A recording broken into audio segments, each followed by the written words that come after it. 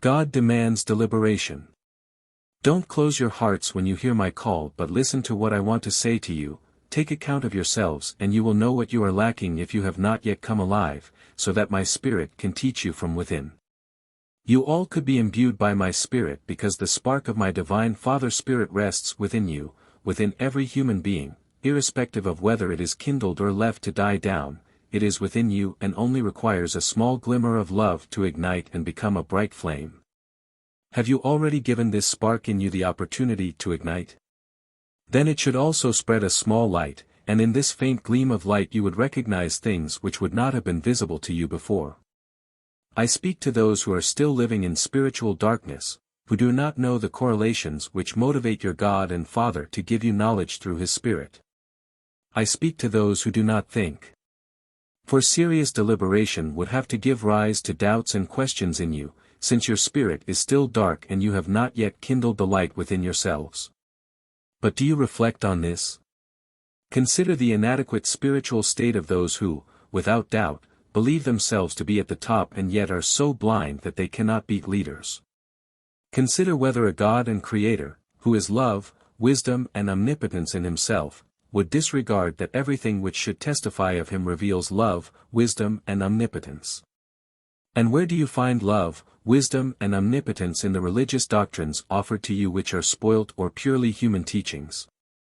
You need only think about it more deeply and you would come to the sudden realization that the great Spirit of eternity, the God of love and wisdom, will not make such demands on you which ecclesiastical commandments specify. He solely requires you humans to fulfill the commandments of love for God and your neighbor. And just by meeting this requirement you will already receive light, because you will then awaken the spiritual spark within you which will guide you into every truth. John 14:15-26. But where are you looking for truth?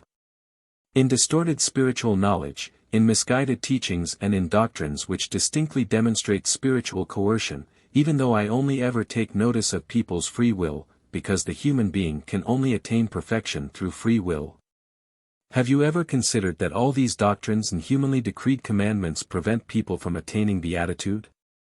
That they usually defer the only divine commandments of love towards God and other people for the sake of these humanly decreed laws and still believe in living in accordance with divine will on earth?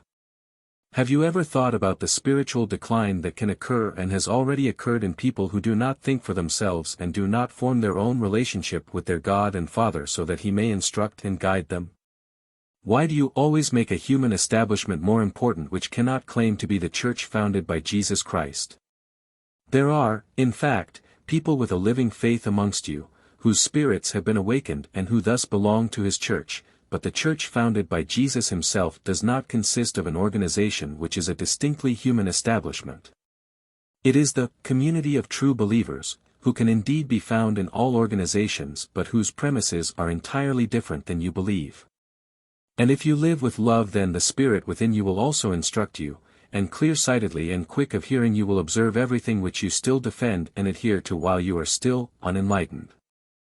I, however, as your God and Father, only judge a person by his inner state, by his life of love, by his realization, but the human being himself should not oppose the light when it is given to him. He should be pleased and willing to ignite the flame of life for his soul himself, since my love always approaches you in the form of a light, because only light beatifies, and because truth alone is the light of eternity, and truth only ever originates from me myself, who is truth since eternity. Amen.